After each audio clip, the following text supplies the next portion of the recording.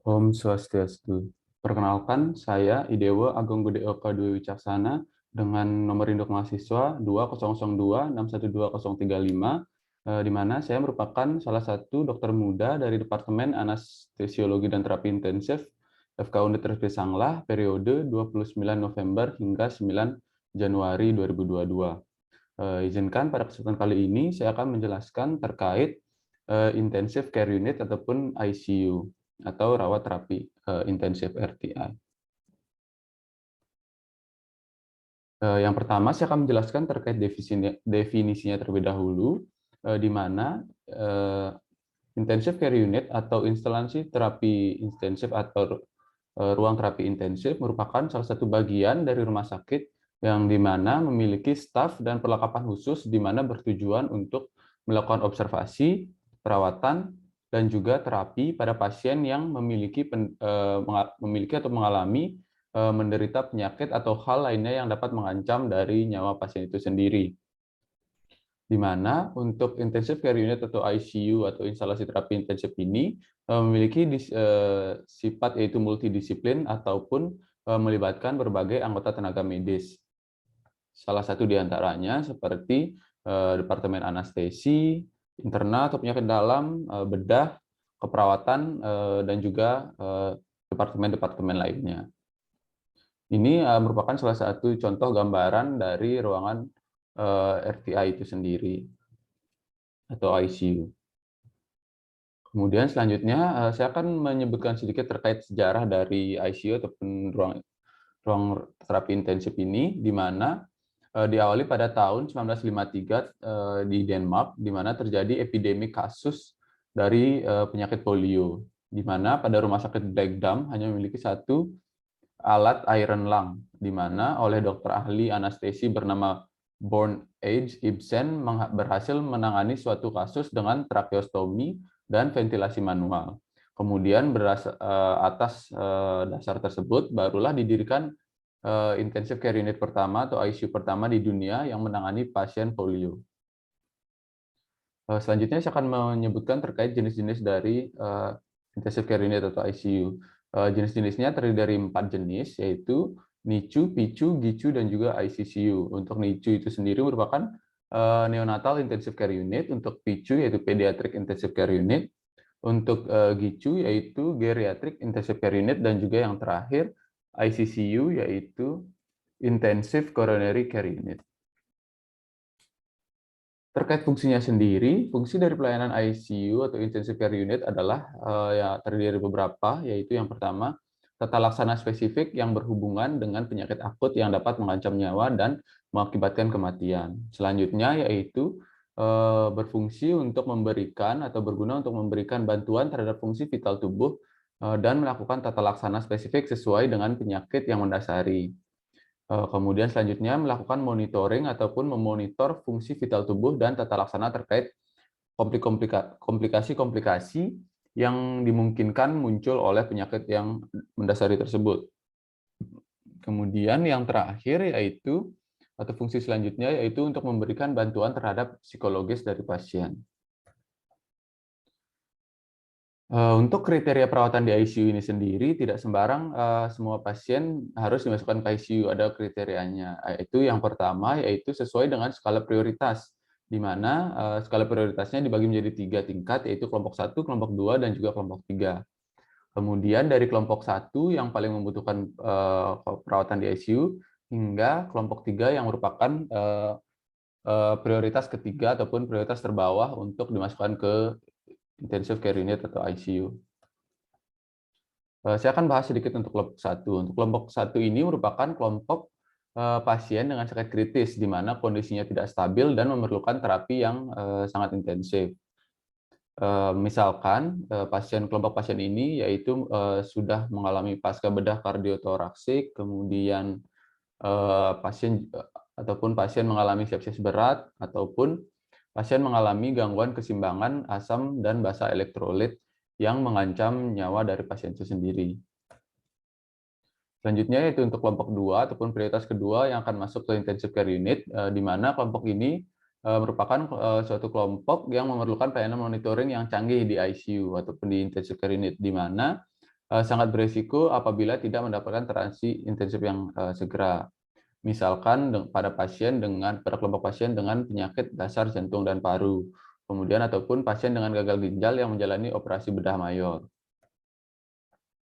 Kelompok terakhir yaitu kelompok 3 ataupun prioritas ketiga atau terbawah untuk masuk ke intensive care unit atau ICU, yaitu kalau ada kelompok pasien yang sakit kritis yang tidak stabil status kesehatan sebelumnya ataupun penyakit yang mendasarinya atau penyakit akutnya baik secara sendirian maupun kombinasi.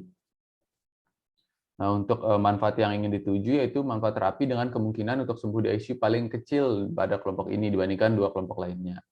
Kemudian untuk selain itu juga dapat misalkan pada malignansi dengan penyulit seperti infeksi, obstruksi jalan napas, dan juga penyakit jantung paru dan sebagainya.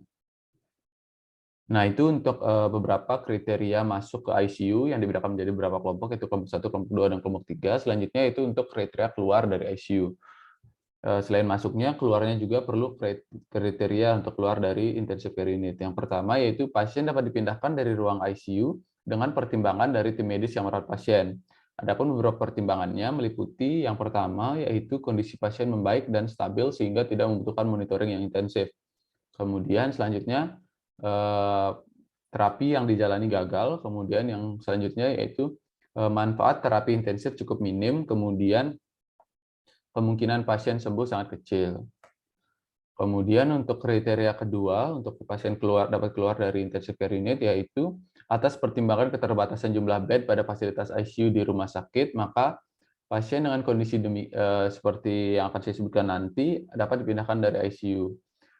Kondisi-kondisi tersebut meliputi yang pertama, pasien memiliki tanda ataupun keinginan do not resuscitate, di mana berarti apabila mengalami perburukan tidak perlu dilakukan resusitasi. Kemudian pasien dalam kondisi permanen vegetative state, jadi sudah pada saat vegetatif sehingga akan sulit untuk sadar pulih seperti semula. Kemudian selanjutnya itu pasien yang telah dipastikan mati batang otak, di mana pasien sudah mengalami mati batang otak sehingga refleks batang otak seperti refleks pupil, kemudian refleks mengedip dan sebagainya sudah tidak ada. Ataupun pasien dalam kondisi seperti ini dapat juga dimasukkan ke ICU untuk kepentingan nantinya apabila dilakukan donor organ oleh pasien ini. Kalau itu merupakan syarat masuk dan juga syarat keluar dari ICU. Selanjutnya saya akan menyebutkan terkait syarat dari ruangan ICU itu sendiri ataupun syarat dari berdirinya ruangan intensive care unit. Di mana meliputi yang pertama yaitu unit terbuka berukuran 12 sampai 16 meter persegi per bednya, kemudian untuk unit tertutupnya berukuran 16 sampai 20 meter persegi per bednya.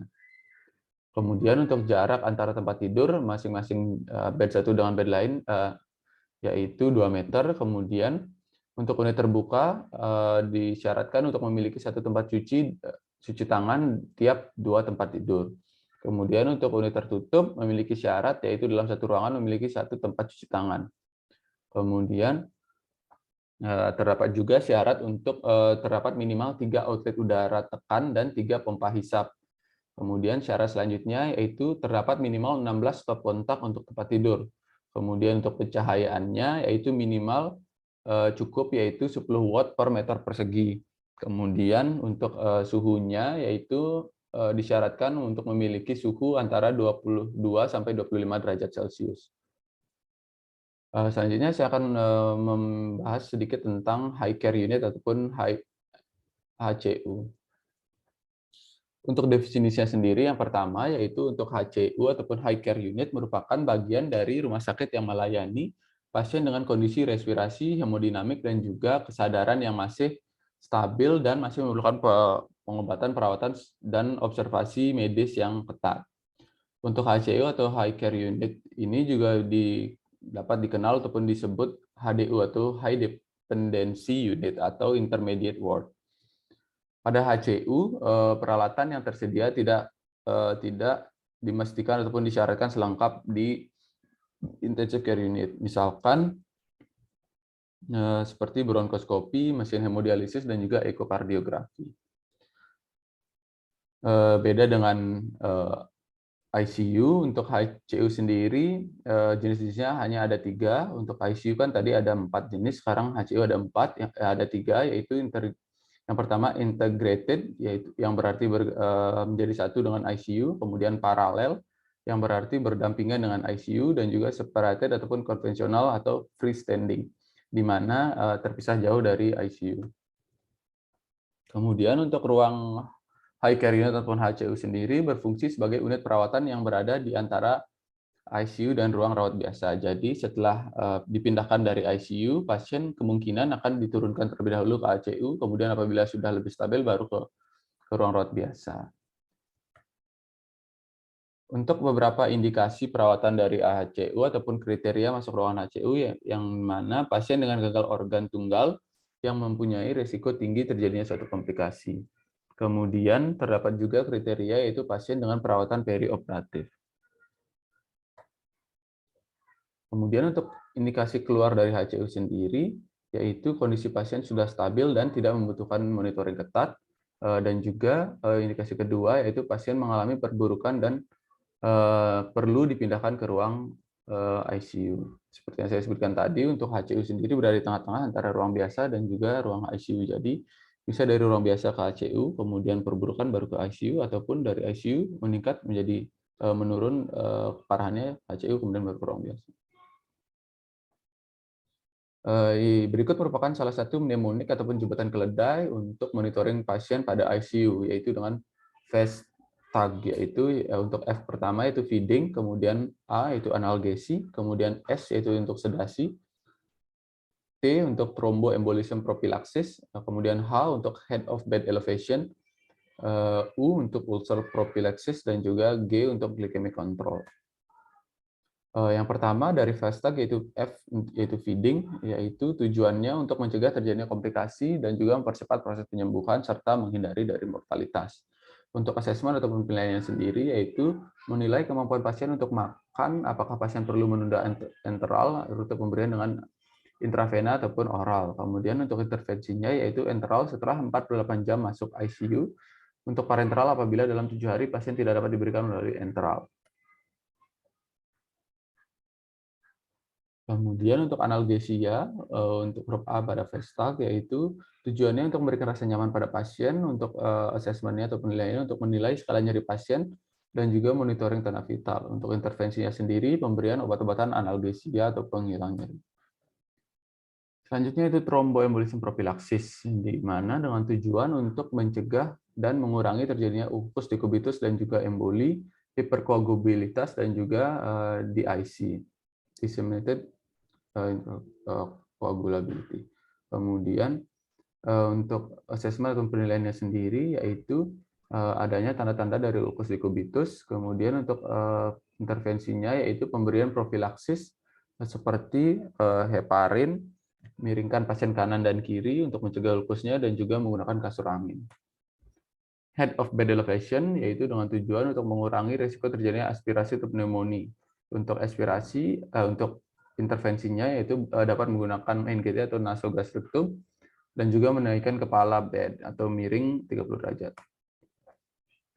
Kemudian selanjutnya yaitu ulcer prophylaxis, di mana bertujuan untuk mengurangi dan mencegah adanya risiko perdarahan gastrointestinal atau GI tract, di mana untuk intervensinya dapat berupa penggunaan obat-obatan anti ulkus lambung seperti proton pump inhibitor (PPI), seperti omeprazol, kemudian sucralfate, dan juga antagonis reseptor H2 seperti ranitidin, cimetidin, dan sebagainya. Kemudian untuk glycemic control-nya yaitu bertujuan untuk mencegah terjadinya diabetes ataupun hiperglisemi dengan asesmen ataupun penilaian target glukosa di ICU yaitu kurang dari 180 mg per desiliter. Untuk intervensinya dengan cara mengontrol gula darah. Baik, sekian penjelasan saya terkait ICU, yaitu dari jenis-jenis ICU, definisi terlebih dahulu, kemudian sedikit sejarahnya, jenis-jenis ICU, kriteria masuk, dan juga kriteria keluar.